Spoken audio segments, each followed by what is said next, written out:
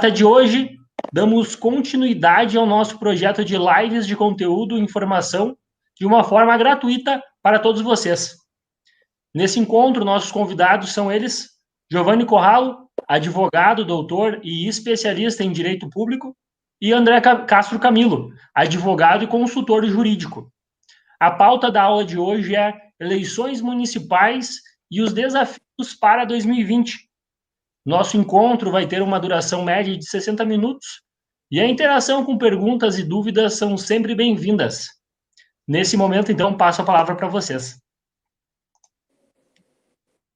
Quer fazer as honras, professor? Olha, doutor André Camilo, uma grande satisfação compartilhar deste espaço com o colega, que tem uma atuação muito profícua junto às questões atinentes ao poder municipal e, consequentemente, discutir questões que são de importância neste ano de 2020. Um ano que agrega a complexidade das eleições municipais e também de uma pandemia que, infelizmente, está em curso, que remete a uma crise sanitária e uma crise econômica por consequência.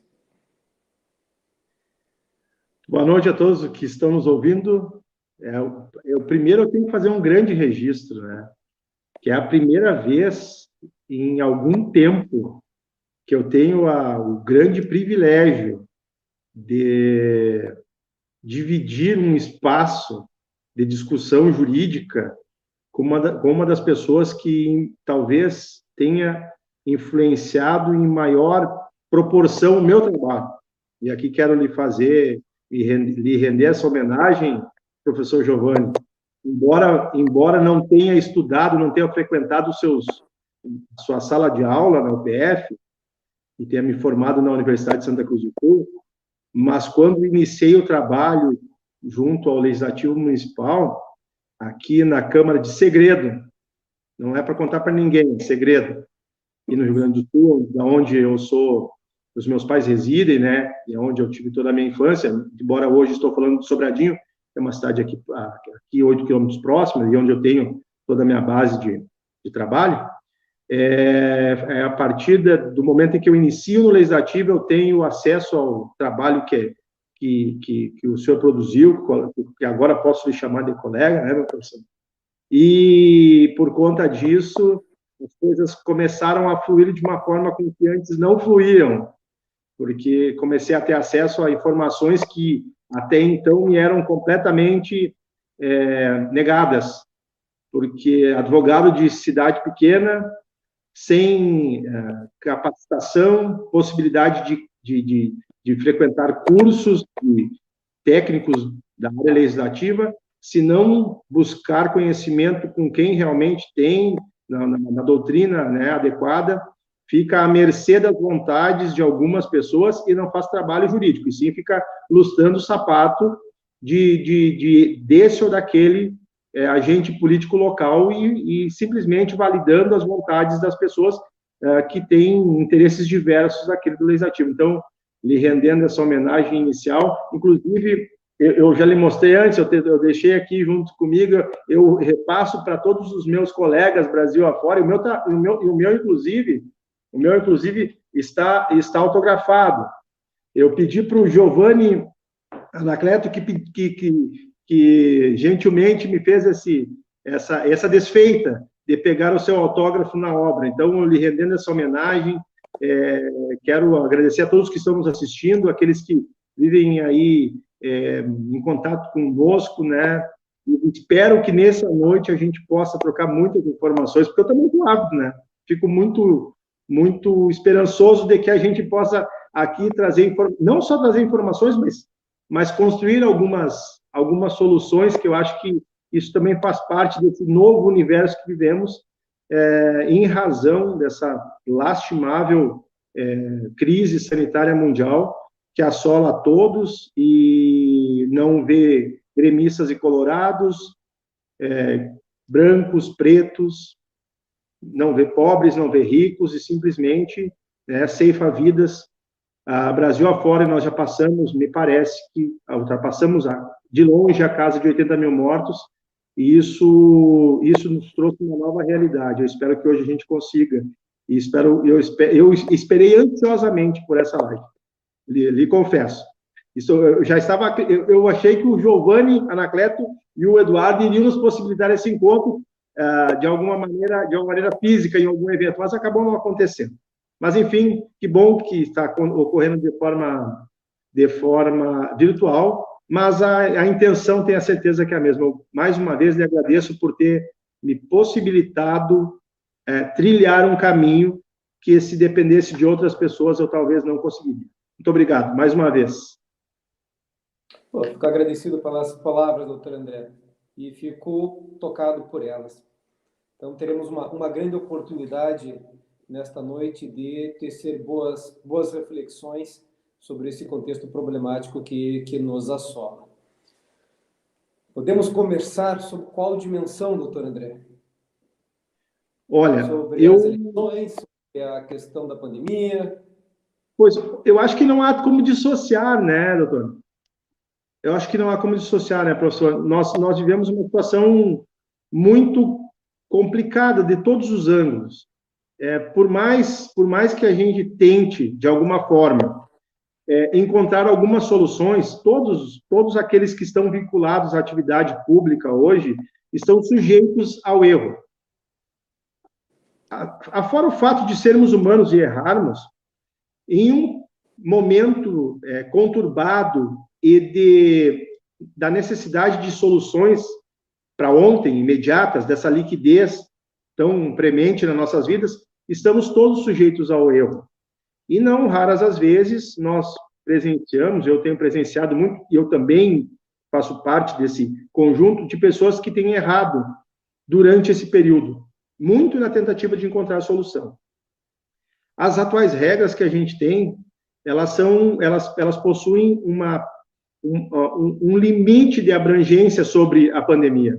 Nós não tínhamos regras que poderiam nos permitir imaginar, né, um espaço-tempo, as soluções que hoje estão sendo tomadas, né, como, por exemplo, o próprio adiamento das eleições. Isso me parecia, no primeiro momento, lá no mês de março, um absurdo. Realizarmos sessões virtuais nas câmaras municipais, em cidades pequenas, onde as pessoas sequer participam das sessões plenárias, era um outro absurdo da mesma proporção, mas hoje é uma grande realidade, uma necessidade. Nós vemos esse período. E, então, dissociar do nosso contexto, da atividade legislativa municipal, da atividade executiva, das eleições municipais, que é algo que nós necessitamos a todo custo ocorram, porque é um direito, né, da população, a escolha de seus representantes de forma contínua, né? Então, dissociar esse problema e essa necessidade de, às vezes, entender que o gestor, na tentativa de acerto, pode errar. E nós já vimos muitos erros. Eu não sei como é que considerando o fato de que na região de Passo Fundo e na região de vocês, teve-se início um grande epicentro inicialmente, agora acho que as coisas estão mais tranquilas. Mas a gente viu muito gestor, Brasil afora, cometendo erros na tentativa de acerto, diferente de num período passado, nós temos gestores errando de forma voluntária para tentar encontrar um ganho eleitoral, e hoje nós temos uma preocupação muito grande das pessoas em não se preocupar com esse ganho eleitoral, mas se preocupar com as vidas. E tanto é que nós vemos uma série de instituições, como a representação de vereadores, como a representação de prefeitos, preocupados com a manutenção cada vez maior das vidas. E o fato das eleições, né, acabou culminando com que o próprio Tribunal Superior Eleitoral, né, numa ação conjunta com o Congresso Nacional, veio editar uma emenda constitucional para prorrogar, para uma tentativa de ganharmos tempo para encontrar uma solução. Basicamente, eu acho que a perda das vidas, elas irão ocorrer, mas ganharmos tempo. Acho que basicamente passou por isso.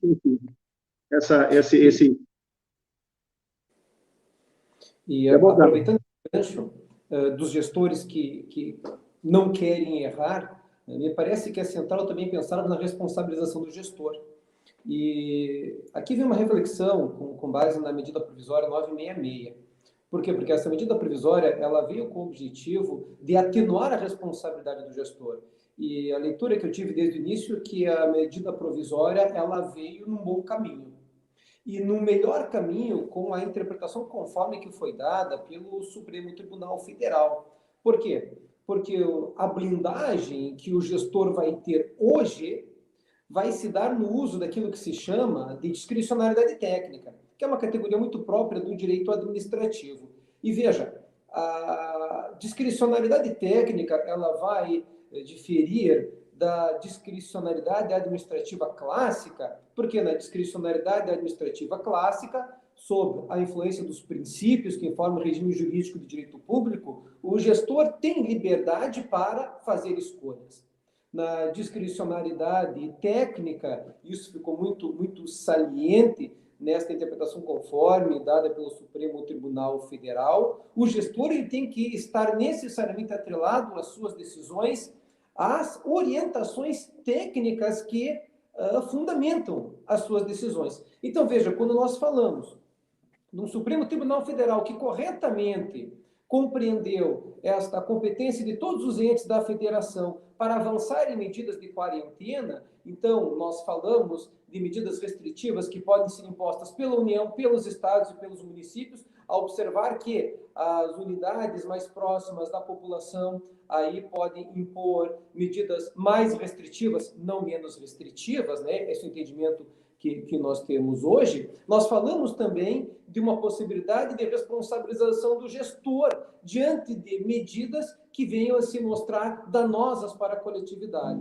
A medida provisória veio a buscar uma blindagem para que a gente não tenha aquele fenômeno que se chama do apagão das canetas, né? Que é a não decisão em razão de uma responsabilidade que possa pegar o gestor. Então, nós temos essa interpretação conforme feita pelo Supremo Tribunal Federal, que diz, olha, você vai estar blindado, desde que você use da discricionariedade técnica, que significa decidir com base nas evidências científicas que nós temos nos dias de hoje. Então, o gestor que tiver os seus comitês devidamente montados de apoio e decisão das questões referentes à Covid, com a formação técnica necessária de profissionais em saúde pública, com a participação de epidemiologistas, e sei que isso não é tão simples quando nós falamos num país como o Brasil, onde a maior parte dos nossos municípios são municípios de pequeno porte, mas nós temos que ter bem claro que a blindagem ao gestor vai se dar diante do exercício dessa discricionariedade técnica, que significa agir de acordo com os preceitos científicos que nós temos na atualidade. Por mais que saibamos muito pouco sobre a Covid-19 ainda, por mais que muitos estudos estejam feitos, é com base naquilo que se sabe hoje que o gestor deve decidir para que ele não esteja sujeito a eventuais responsabilizações no futuro. É por isso que, pelo menos no meu ponto de vista, todas aquelas arguições que chegaram a aparecer, restrições de comércio podem levar com base na CLT a responsabilização do poder público, isso não vai prosperar. Não tende a prosperar desde que a gente tenha a devida fundamentação técnica. E, doutor André, está muito correto essa também observação que o colega faz, referente ao adiamento das eleições. Nós temos um cenário que é excepcional, que é extravagante. E nós não sabemos até onde vai esse cenário. Nós temos agora uma onda de contágio que atinge a sua força máxima, pelo menos nessa quadra histórica que nós temos do mês de março para cá, na região sul, atinge a sua força máxima nesse momento, mas nós não sabemos até onde vai. Nós não sabemos quando teremos uma vacina que possa dar segurança. E sabíamos que as medidas de restrições que são postas é para que a gente possa dar o tratamento adequado às pessoas, não para que as pessoas não venham efetivamente a adoecer e, infelizmente, a morrer, porque nós não temos hoje como garantir isso, mas é para garantir que as pessoas tenham o tratamento adequado nesta difícil dosagem, equilíbrio entre proteção, a vida das pessoas em primeiro lugar, e manutenção das atividades econômicas, primeiramente as essenciais, e ademais nesta devida proporção. E tudo isso pode nos levar, a depender do prolongamento desta pandemia e de quando as primeiras vacinas vão chegar, a uma eleição que também pode ser sui generis. Ou seja, uma eleição muito pautada e focada em mídias sociais. E sabemos que, num país como o Brasil, onde 50% dos nossos municípios têm menos de 10 mil habitantes, é bastante difícil a gente compreender uma eleição onde nós não temos aglomeração. Mas hoje é um fato que está em pauta e que pode ocorrer.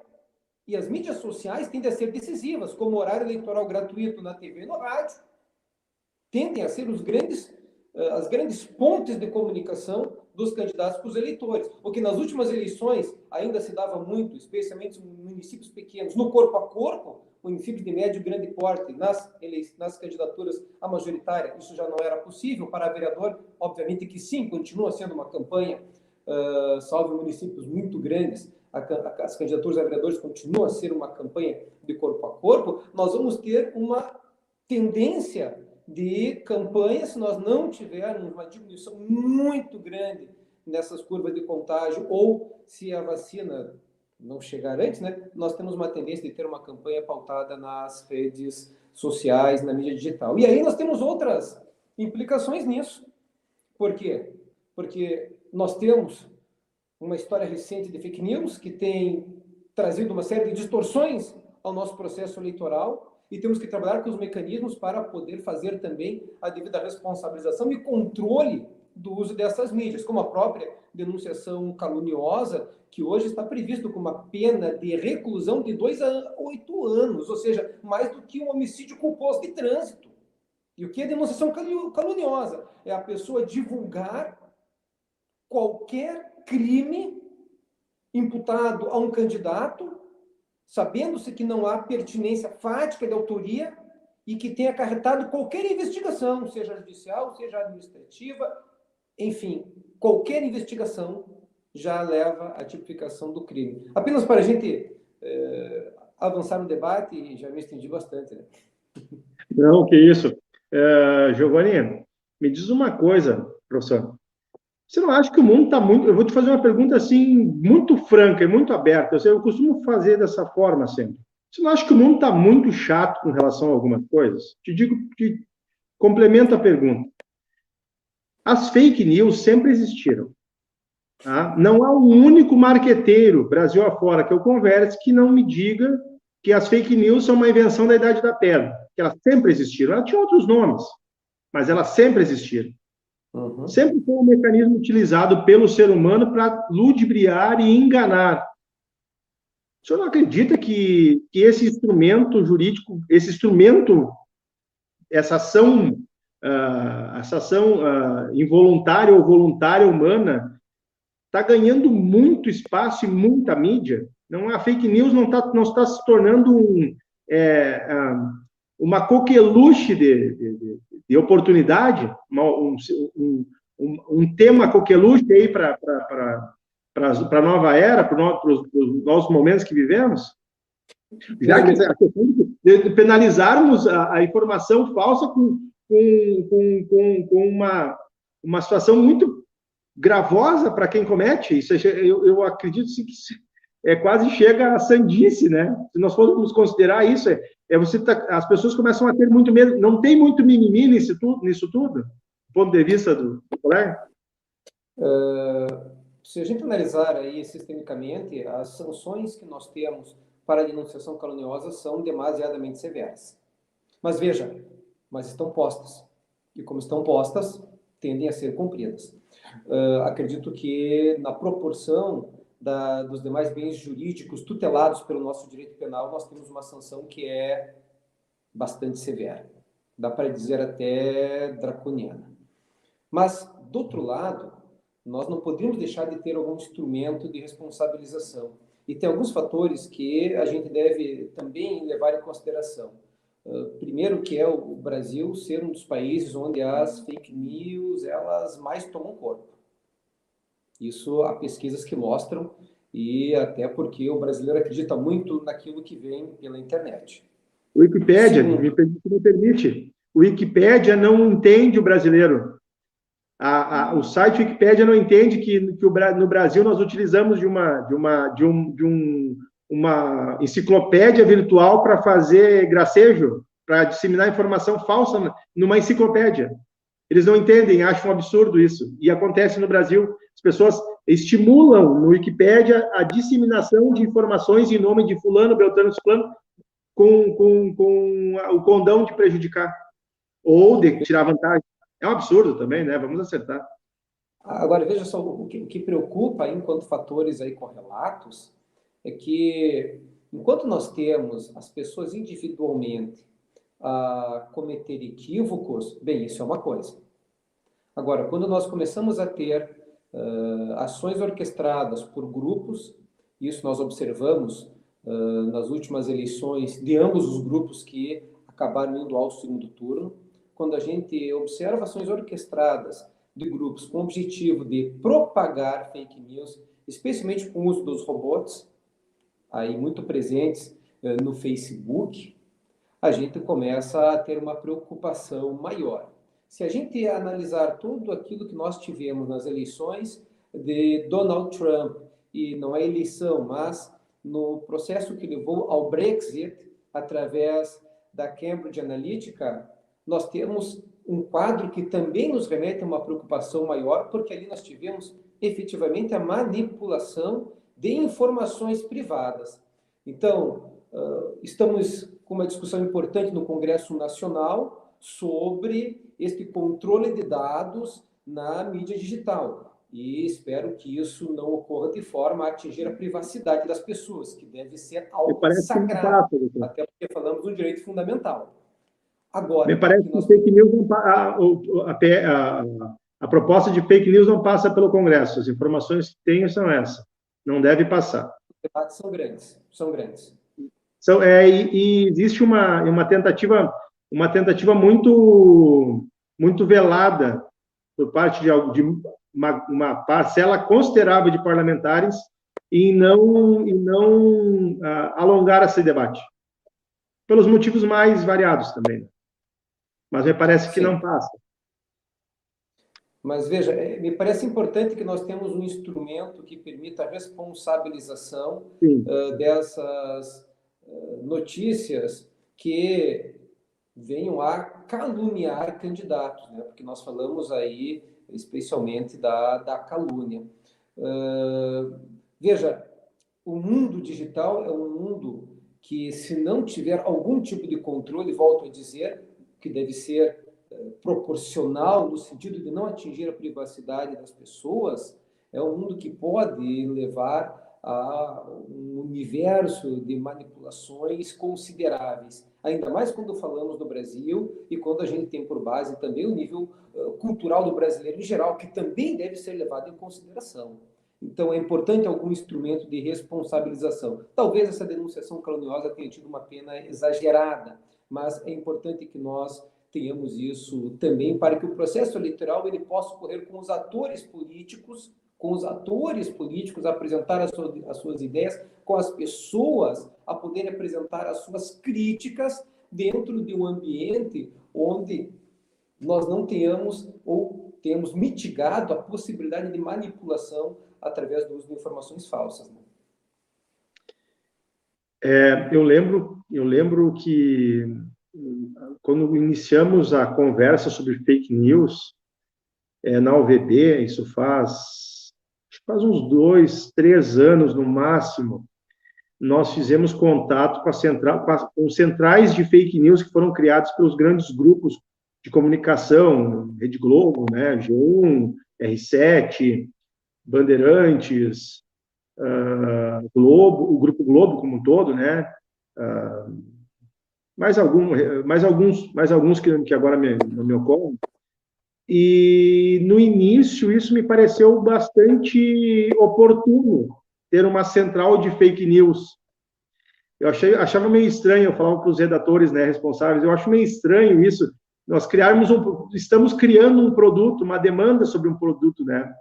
Porque você imagina, você cria uma central dentro de um grupo jornalístico que investiga e derruba a informação falsa. É mais um produto para a imprensa também, e às vezes, talvez por isso, ela também ganhou bastante peso nos últimos anos, né, em relação até mesmo ao noticiário, que também passou a ser um produto. Com relação às eleições, eu sempre né, todas as que participei, sempre entendi de que a disseminação de qualquer informação falsa, ela deve ser repelida por todo e qualquer ator político. Então, há que se fazer, porque não se pode, é um pouco principiológico, né, de cada um, mas eu entendo de que não se pode buscar o poder pelo poder. Nós temos que, a população, de certa maneira, deve entender que as propostas devem prevalecer, as melhores propostas, e não o melhor contador de histórias ou o melhor mentiroso, o maior mentiroso, porque às vezes o maior mentiroso ganha as eleições, e o maior mentiroso não somente fala mal dos seus oponentes, ele fala mal de si mesmo, quando ele espalha informação falsa sobre as suas ações, sobre a sua forma de agir, que são as chamadas, o chamado estelionato eleitoral, né? Que ainda não foi tipificado e tido por muitos como, talvez, a pedra filosofal do direito eleitoral, que é estabelecer um mecanismo que impeça o candidato de prometer o que não pode cumprir, popularmente falando. Aquele que vai falar, vai referir sobre as suas qualidades, sobre as suas ações, algo que sabidamente jamais poderia concretizar. E hoje eu estava antes de vir para cá, eu recebi uma mensagem sobre não me lembro de quem era o autor do texto, mas tinha lá algumas ponderações, como se fosse um questionário para candidatos. Você tem formação acadêmica? Você tem conhecimento de administração? Você conhece as atribuições de fulano, do cargo tal, do cargo A, do cargo B? Você não sobrevive? Coisas desse gênero. E, obviamente, que nós estamos, partindo desse pressuposto, estabelecendo uma informação errônea em favor da sociedade, como se nós precisássemos que as pessoas dissessem: sim, eu sou administrador, sim, eu conheço da função pública, sim, eu sei onde está a porta da prefeitura, porque alguns prefeitos não sabem, lamentavelmente, não sabem nem para que lado abre, nem como chega na prefeitura. Alguns verdadeiros também não, nós sabemos disso. Então, esses instrumentos que estão, que às vezes são implementados, como no caso da fake news, às vezes com um grau de gracejo muito maior, né? Muito mais enfeite do que necessariamente resultado. Eu acredito que vai ter um impacto significativo, a denunciação caluniosa, né? Com relação às questões eleitorais, porque vai permitir para quem atua na área jurídica inibir a volúpia né, contenciosa de muitos oponentes, porque a partir do momento em que você só pode utilizar de redes sociais ou de mecanismos aonde o registro é possível, a detecção do registro ela é possível, porque uma simples ata notarial me permite hoje saber se o Giovanni Corralo disse ou não disse tal coisa, né? Você consegue, através de uma simples verificação, né? Porque o registro permanece, não há como apagar isso, não é como uma conversa feita. Então, fica muito mais tranquilo para que haja, por parte dessas equipes, uma responsabilização, né? Por algum crime cometido em favor de algum candidato. Mas elas irão acontecer, veladamente irão acontecer. Talvez esse instituto, me parece, deva evoluir para melhor e com penas menores, perdão, talvez ele vá fazer, mas no primeiro momento ele vai trazer todo o seu peso e toda a responsabilização para aqueles que enfrentarem, inclusive para os atuais gestores, né? Porque uma simples informação de improbidade, por exemplo, que foi vinculada, pode ter sido desvinculada. O Ministério Público analisa a licitação X em razão de possível improbidade administrativa. Essa notícia pode no futuro próximo, vir se mal manuseada pelos opositores desse gestor, vir a causar penalização, porque ela não tem comprovação de veracidade, né? Ela é só uma notícia que foi levada ao grande público, mas não foi comprovada. Então, essas coisas ainda, nós vamos nesse enfrentamento, me parece, né, professor? Nós vamos ter essa necessidade de verificar se efetivamente vai trazer o efetivo resultado que nós pretendemos, que os gestores, que o legislador pretendeu, né? Aí está a regra, mas será que ela vai trazer? Será que nós não vamos elevar isso a um grau, um potencial tão alto a ponto de daqui a pouco desvirtuarmos a regra, como é comum, né? O Brasil gosta de desvirtuar a regra, adora criar uma regra e a partir do momento em que ela está implementada, agir em cima das suas exceções.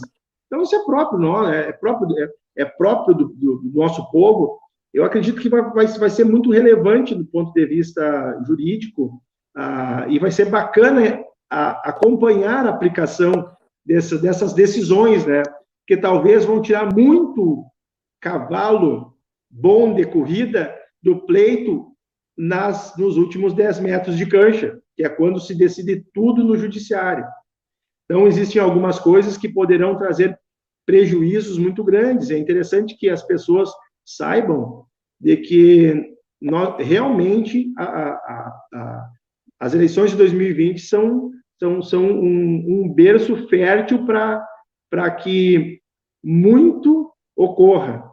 E há que se ter muito cuidado mesmo. Por mais que, às vezes, a gente leva meio na flauta, mas há que se ter cuidado com as regras eleitorais, principalmente gestores, porque também a gente tem uma situação interessante. Nós vivemos essa questão do boom das mídias sociais, mas sem controle, né? Nós não temos muito controle. Talvez vai ser o primeiro momento em que, num ambiente fértil para a proliferação de muita informação, se controle alguma coisa. Vamos ver o que vai acontecer. Eu espero que a gente tenha bons resultados nisso tudo, e, ao final, no andar da carruagem, as abóboras vão se ajustando a ponto de que a gente tenha um instituto jurídico mais adequado.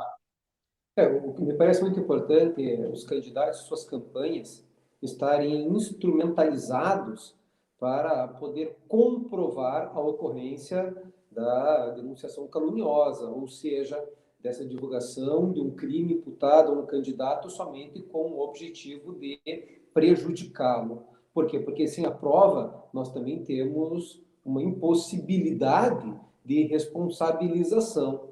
Agora, vamos pensar o grande aspecto positivo. Sem essa denunciação caluniosa, como está tipificado hoje, com uma sanção que talvez seja severa demais, mas sem essa tipificação, o que ocorreu na eleição do Donald Trump poderia ocorrer em qualquer município onde tivéssemos uma disputa apertada. Ou seja, poderíamos ter um candidato a utilizar do poder econômico com o objetivo de criar uma rede de robôs para divulgar informações falsas e caluniosas do outro candidato, o que pode reverter, mudar o pleito eleitoral onde temos uma disputa apertada. Veja, não que isso não possa ocorrer, mas quem pensar agir dessa maneira vai ter, pelo menos, ciência dessa responsabilização que poderá ter e que é bastante pesada. Também parece que é um avanço, mesmo com a crítica que possamos fazer da sanção penal, que pode ser vista como exagerada, mas este tipo é um avanço no atual cenário. E veja, eu acho que, como estamos aí a pensar as eleições agora de 2020, neste contexto de pandemia, nós também tivemos alterações à lei de responsabilidade fiscal, né? Através da lei complementar 173. E eu acredito que é muito importante que todos aqueles que vivenciam a administração pública tenham muito claro a lei 9.504, né, que traz vedações que o gestor deve observar neste ano eleitoral, e também as alterações que a Lei Complementar 173 trouxe à Lei de Responsabilidade Fiscal, que passa a ser mais restritiva. Ou seja, algumas manobras que a gente observou aí em algumas administrações municipais no decorrer dessas últimas décadas, de fazer reclassificações dos servidores públicos com impactos econômico-financeiros para os anos posteriores ao do mandato, faz uma reclassificação através de lei aí no quadro de carreiras de algumas categorias, como professores, enfim, no ano da eleição, para ter impacto, lá no início do ano, para ter impacto no ano posterior à eleição, ou anos posteriores às eleições, isso passa a estar terminantemente vedado, expressamente proibido por essas alterações que nós tivemos com a Lei Complementar 173. Passamos a ter, até o final de 2021, a vedação de qualquer tipo de reajuste e recomposição salarial dos servidores públicos de todo o país, que num contexto de pandemia remete a um sacrifício coletivo, Aliás, o próprio Supremo Tribunal Federal recentemente já flexibilizou aquela ideia que se tinha muito forte no direito público da obrigatoriedade da revisão geral anual. O próprio Supremo já entende, antes da pandemia já entendia que não é uma obrigatoriedade diante de situações evidentemente justificadas. Então, nós temos que trazer ao gestor a importância de ter estas vedações da Lei 9.504, da Lei de Responsabilidade Fiscal alterada pela Lei Complementar 173, ter estas alterações sempre em mente para que nós não tenhamos aí desvios que possam levar a uma quebra daquela competitividade no processo eleitoral e a uma responsabilização, seja daquele que esteja a concorrer à reeleição, seja de quem esteja a apoiar no processo eleitoral e, naturalmente, para aqueles que participam do processo enquanto oposição, para que possam fazer o devido controle da administração pública. Agora nós temos uma discussão que começa a tomar corpo, que é referente à doação de bens, vantagens para as pessoas, que está proibido todo este ano, né? Está lá no parágrafo 10 do artigo 72 da Lei 9.504. É uma vedação que nós temos exatamente para que nós não tenhamos aí algum tipo de benefício do gestor com programas que sejam instituídos no ano da eleição. Qual é a exceção? Situações de calamidade, de emergência, ou quando falarmos de ações assistenciais que estejam já em execução no ano anterior e amparado por lei. Agora, nós falamos num quadro de pandemia que nos remete a uma situação de excepcionalidade, de uma declaração de estado de emergência que não somente existe em nível nacional, mas repercute nos estados e também nos municípios, e que pode levar, então, a uma flexibilização em razão da exceção contida na própria regra, desde que, obviamente, se tenha a lei municipal que discipline isso. Agora, o equilíbrio, para que isso seja feito de forma a que não seja compreendido como uma política que venha desequilibrar o pleito eleitoral, é algo que deve ser muito ponderado pelos atores políticos locais. Professor, só para fazer uma referência, eu tive um problema de ordem técnica que não lhe ouvi durante um tempo, e eu e o Eduardo, nesse intertinho, aí a gente acabou fazendo a modificação de um instrumento para outro. Então, me desculpem se o pessoal viu aí uma movimentação, foi nesse sentido de fazer o ajuste. Mas, enfim, acabei conseguindo lhe ouvir bem ao final. Realmente, o senhor fez uma colocação muito interessante. Quando o Brasil permite o Instituto, ou estabelece o Instituto da Reeleição para os cargos executivos, e lá em 97 estabelece a regra geral das eleições, né?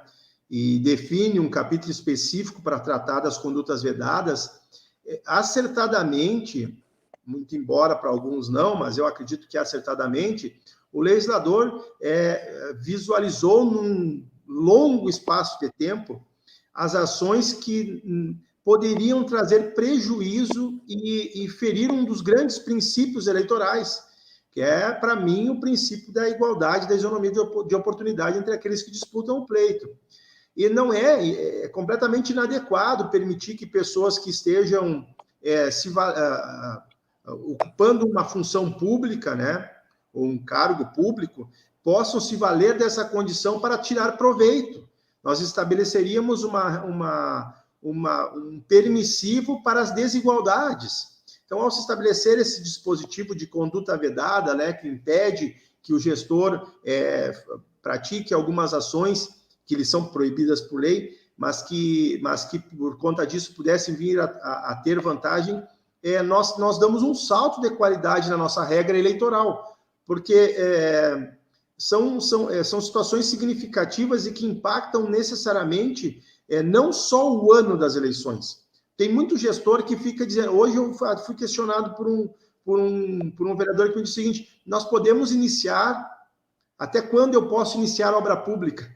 Eu disse: olha, meu querido, dá para iniciar a qualquer tempo, não há problema algum com obra pública, né? Não é porque o ano é de eleições que o mundo tem que parar, que as obras públicas têm que ser interrompidas. O que nós temos o que a regra estabelece são critérios para impedir que o gestor inicie as obras públicas e as inaugure durante algum determinado período que pode lhe trazer alguma vantagem política com o recurso público, aparecendo em palanque custeado com recurso público. Então, essas regras, elas são de primeira necessidade para as eleições. E me parece que o legislador brasileiro foi muito feliz.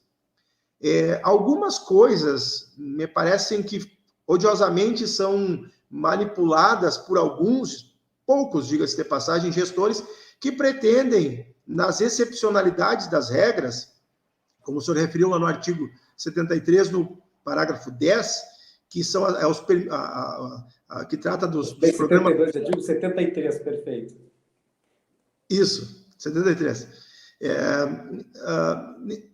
Muitos estão colocando equivocadamente, ou talvez maliciosamente, na conta da pandemia, excepcionalidade por ser calamidade pública, ações sociais que são permitidas em período de calamidade pública, desde que acompanhadas pelo Ministério Público.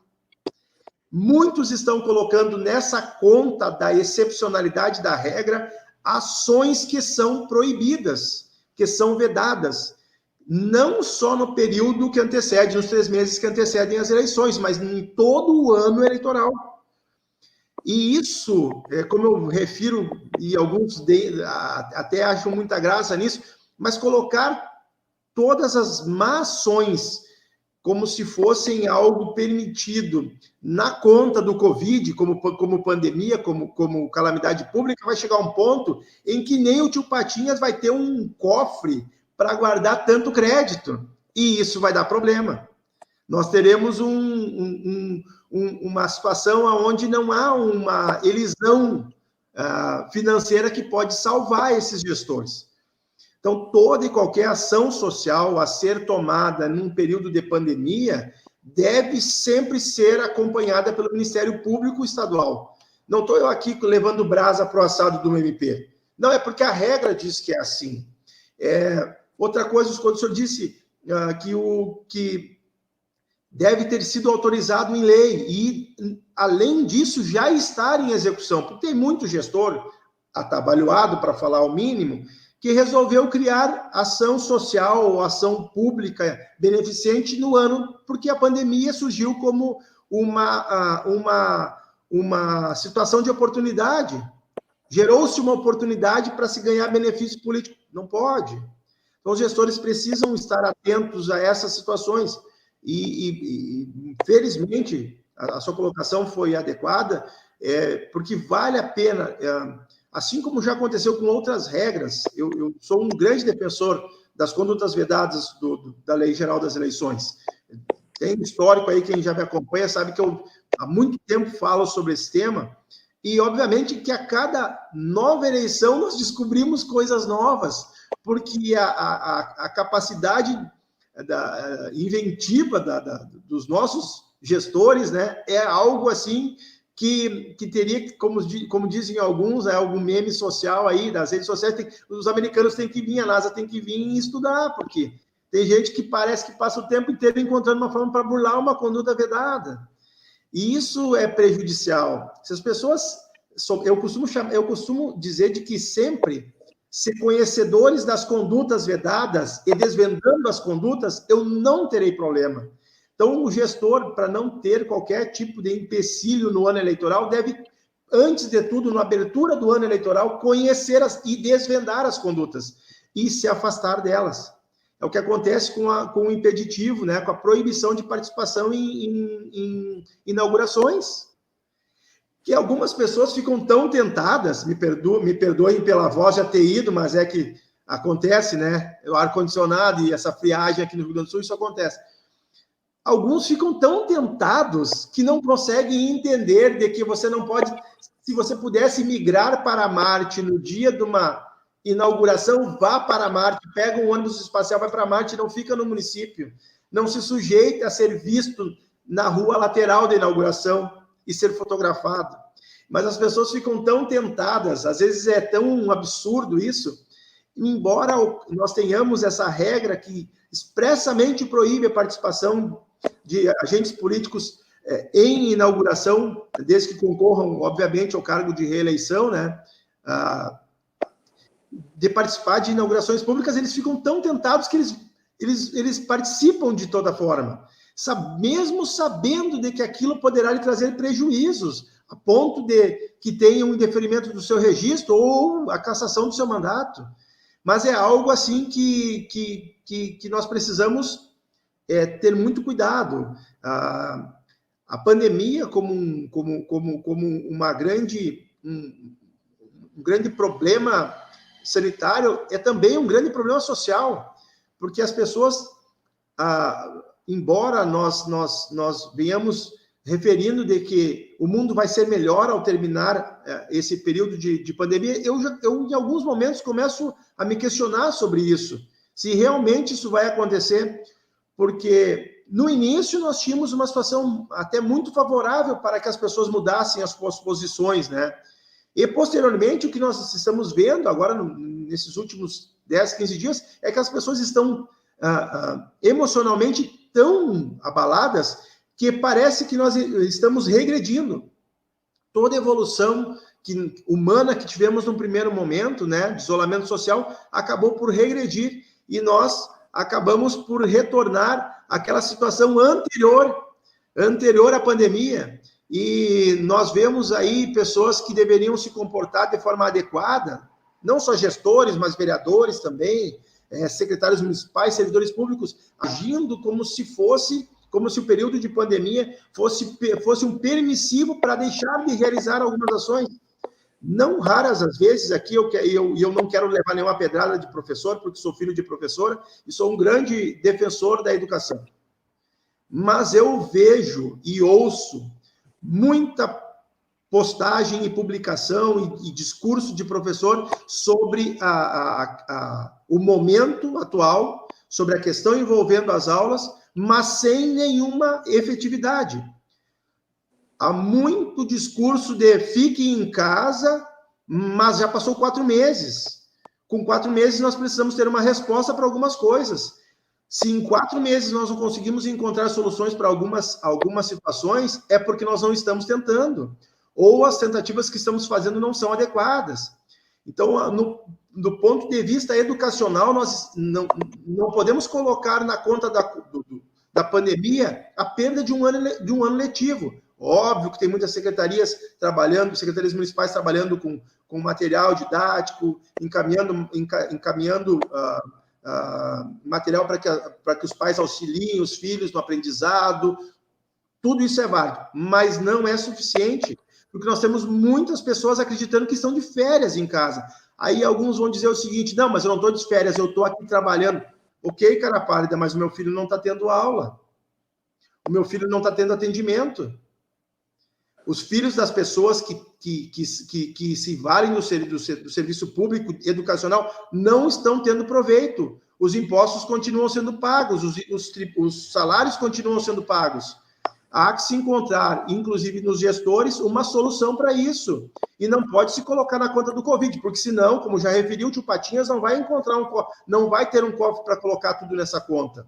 Por mais que a medida provisória tenha permitido, e como nós referimos lá no início, né, meu querido professor, de que apenas as situações voluntariamente dolosas contra o erário deveriam ser punidas em razão dessa condição falível que o ser humano tem, mas nós precisamos dar resposta para a sociedade. E nós temos muitas pessoas numa condição muito boa, a rebalde de outros que estão passando necessidades e que não estão nem aí com a situação. Mas eu estou preocupado. Ok, e qual é a solução? Qual é o projeto? Qual é a proposta? É ficar em casa? Eu acho que no início ela funcionou muito bem, depois de um tempo ela não funciona mais. Porque isso o fato do isolamento social, ela é uma proposta inicial. Deve ser uma proposta. Semana passada eu e o Jairo discutimos isso. É uma proposta inicial. Os gestores têm uma proposta inicial. Vamos isolar para ver como as coisas se comportam. Ok, mas passaram-se 4 meses. E nós não temos outra proposta a não ser ficar em casa? Acho que tem alguma coisa errada. Os gestores precisam, com base nas regras que temos, nos permissivos legais que temos, encontrar a solução. Mas qual é a solução, Camilo? Bom, eu teria inúmeras sugestões, mas não sou gestor. Não sou gestor. Eu gostaria que aqueles que tivessem a possibilidade de decidir, que fizessem, até porque o próprio STF permitiu que prefeitos e governadores tomassem essas decisões. A questão das bandeiras funciona no Rio Grande do Sul? Sim, funciona muito bem. Mas não dá para ficar com a bandeira no sábado de uma cor e na terça de outra cor, e o comércio não saber se abre ou se fecha. Se a educação retorna ou não retorna. E eu aqui falo também em nome dos advogados, porque nós estamos, e o professor Giovanni sabe disso, nós advogados estamos numa situação quase que, para não falar periclitante, mas vexatória para uma classe. Nós tivemos um ano de 2019 horroroso com greve, e não conseguimos trabalhar. Efetivamente não pudemos trabalhar. Depois nós tivemos, por conta das previsões legais, a suspensão dos prazos em razão do recesso natalino e também do recesso de final de ano, das férias forenses. E depois disso nós emendamos num período de pandemia, ou seja, existem escritórios que estão sem faturar há pelo menos 12 meses, se não mais. Então não dá para ficar tanto tempo sem resposta. É um clamor que faço para quem decide que encontre. Nós temos possibilidades legais, há inúmeras possibilidades legais, e nesse momento é necessário que a gente faça essa busca pela solução, e não somente por uma modinha de não faz isso, não faz aquilo, ou se comporte de tal forma, a população vai chegar em determinado momento que não vai mais conseguir reconhecer nessas ações algo legítimo. Ele vai não respeitar mais algumas autoridades que foram constituídas. E isso vai trazer um reflexo, inclusive, nas eleições. Porque nós já vimos isso acontecer, né, professor? Já vimos acontecer, a população se revoltou, toda vez que a população se revolta por não ver no seu gestor legitimidade, ela se revolta e vai eleger pessoas nas quais ela acha que ou tem uma posição favorável com as suas ideologias, ou, por revolta, votar em qualquer um. Isso é perigoso. Os gestores precisam ter posição proativa. Mas eu não posso porque o Ministério Público não me deixa. Eu não posso porque o decreto do Estado não me deixa fazer. Não é assim. Lamentavelmente, vão me desculpar, mas não é assim. Nós temos soluções para essas situações, permissivos legais, inclusive que às vezes não são tomadas por caprichos, principalmente considerando a questão das eleições que se avizinha daqui a pouquinho. Pouco mais de 3 meses teremos eleições. E aí o resultado das urnas pode ser muito prejudicial para os atuais gestores. Perfeito. E parece-me que é tão importante quanto os gestores, aqueles que estão no executivo, terem essa consciência dos limites que a nossa legislação traz, especialmente a Lei 9.504 e a Lei de Responsabilidade Fiscal alterada pela Lei Complementar 173, é crucial que as próprias câmaras municipais de vereadores cumpram com o seu papel de fiscalizar aquilo que está a ocorrer na administração municipal. Ou seja, lembrar que nós temos no município 2 poderes que deve funcionar na lógica de peso e contrapeso, um a controlar o outro, especialmente a Câmara Municipal de Vereadores a controlar o Poder Executivo. E sempre salientar os instrumentos que a Câmara Municipal de Vereadores possui para fazer esse controle, para poder controlar efetivamente a administração municipal. Então, me parece que esta conjugação, tanto do Executivo quanto do Legislativo, cada um no cumprimento do seu papel, é o que tende a fazer com que este regramento seja observado em nível municipal. É aquela velha história, o mundo do direito, onde nós nos encontramos neste momento para fazer as observações neste ano de 2020, vai trazer e deve trazer as balizas legais, os limites a serem observados. Bem, no campo da política, aí os atores políticos que têm que tomar aquela decisão que acharem mais adequada dentro dessas balizas. Mas, observadas as balizas, o jogo está correto, é jogo limpo, é jogo justo e que prossiga. Né? Realmente, às vezes algumas coisas... Eu estava aqui imaginando algumas situações que são postas aos vereadores e que eu acho que vale a pena até informar. Pode ter alguém que está nos assistindo que ainda não tem essa informação. Em razão da publicação da Emenda Constitucional 103, né, que é a reforma previdenciária, e a edição da portaria da Secretaria, do Ministério da Economia e da Secretaria Especial da Previdência e Trabalho, amanhã, dia 30, se não me falha a memória, 30 ou 31, se a memória não me trai, né, vence o prazo para a adequação das regras locais referente às alíquotas de contribuição previdenciária, sob pena de suspensão da edição das certidões de regularidade previdenciária para os municípios. E muitos municípios ainda não editaram essas normas. Há uma solicitação por parte da bancada e também das instituições representativas municipais, o VB, CNM, a bancada municipalista do Congresso Nacional, junto à Secretaria Especial de Previdência e Trabalho, para que esse prazo seja postergado para o dia 31 de dezembro de 2020. Mas, pasmem, eu pesquisei há pouco no site da Secretaria e não há nenhuma manifestação nesse sentido. Então, ou seja, municípios que ainda não regulamentaram e eram optantes pelo regime próprio de previdência privado, ou que tinham alíquotas diferentes daquelas praticadas pelo regime geral de previdência, e também regras no seu regime jurídico que não eram compatíveis, né, com essa nova dinâmica da Emenda Constitucional 103, a reforma previdenciária, terão problemas logo, até sexta-feira. Então, a partir de sexta-feira, certamente municípios já vão começar a ter problemas com relação aos repasses. Vamos imaginar na segunda-feira, dia 3, que é o primeiro momento em que nós iremos ter a destinação de recursos, a primeira parcela, a última parcela do mês, agora dia 30, mas certamente ainda não vai impactar diretamente o repasse federal para os municípios, mas talvez na parcela do dia 10 alguns pagamentos terão problemas.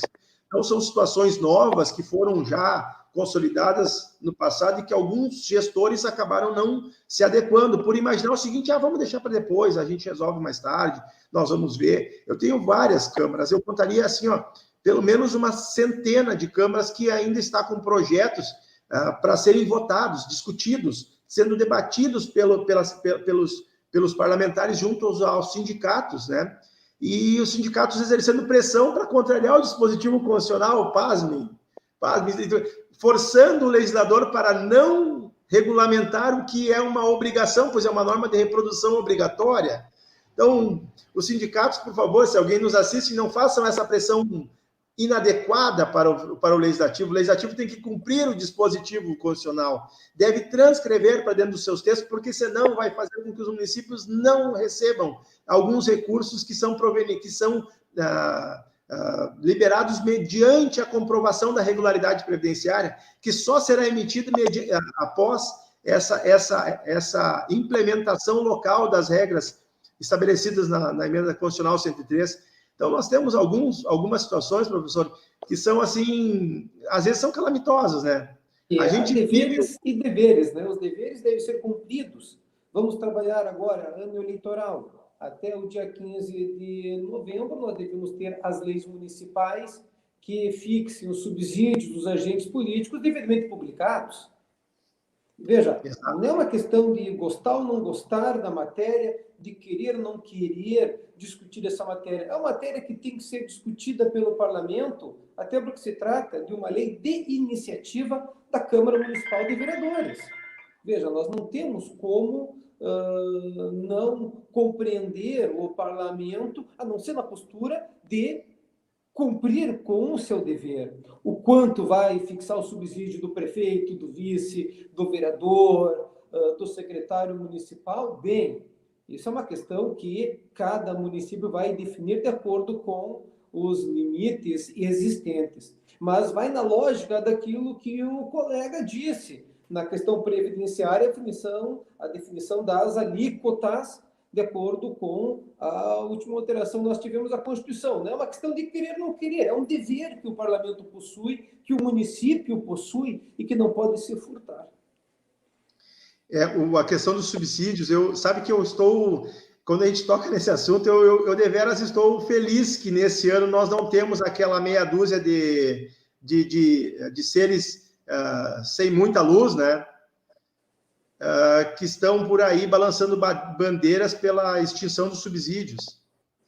Eu agradeço por esse momento que a gente está vivendo, de que por nós não termos pessoas com essa posição equivocada nas ruas, pedindo para que vereadores trabalhem por salário mínimo e prefeitos não recebam subsídios. Eu sou muito grato por não ver isso, muito grato. Porque no momento em que você vê uma caça às bruxas, principalmente do subsídio, quando alguém não entende a importância do subsídio, que é realmente uma caça às bruxas da atividade legislativa ou da atividade estatal, quando a gente não vê isso, para quem tem um mínimo de consciência, né, da importância de se remunerar adequadamente qualquer trabalhador, porque por decisão do STF não se pode negar. Isso tocou o teu telefone, agora tocou o meu. Não se pode negar ao gestor, aquele que trabalha na atividade pública, a remuneração. A nenhum trabalhador pode ser negada a remuneração. E o STF disse, ao reconhecer como um direito social o 13º e o terço de férias aos agentes políticos, disse de que vereadores e prefeitos não são melhores que os trabalhadores comuns, mas também não são piores. Então, a esses direitos... Ministro Barroso. Luiz Roberto Barroso. Diga-se... É meu livro de cabeceira também, professor. É um dos ministros com quem eu tenho muita afinidade jurídica. Mas, enfim, essas posições elas não podem ser negadas. As pessoas não podem... graças a Deus que não estamos vendo esse percentual desiluminado de pessoas aí gritando Doutor André, os quatro ventos. Eu acho que é muito importante também que nesse momento, quando forem feitas a fixação de subsídios, se deixe claro na lei municipal o 13º e o terço de férias como algo a ser pago para os agentes políticos municipais. O nosso Tribunal de Justiça tem entendido, o nosso Tribunal de Contas tem tido entendimento que se trata de algo que advém naturalmente da Constituição Federal. Desde 2010. O Tribunal de Contas do Estado do Rio Grande do Sul, desde 2010, reconhece o pagamento automático por ser um direito social. Mas o Tribunal de Justiça tinha esse problema, né, de não reconhecer. Mas se for observar as demandas do Tribunal de Justiça de vereadores que não receberam e que entraram para pedir os valores em atraso, são improcedentes, né? São improcedentes. Eu acredito que... Sim, claro, óbvio, não, porque não tem regra, não. Esse tipo de fixação na lei municipal me parece muito importante e que a Câmara Municipal não tenha receio de dizer, olha, vai ter o pagamento do 13º, do terço de férias, porque você tem uma situação que me parece inequívoca quando você tem a lei de subsídio adequadamente e completamente elaborada, vamos falar assim. Isso aí. Penso da mesma Então, forma. professor Giovanni Corralo, professor Camilo, relator. agradecemos, então, a excelente aula, né, dos nossos parceiros. Desejamos uma boa noite a todos. Lembrando que esse encontro ele vai ser salvo e disponível no canal do IBCP.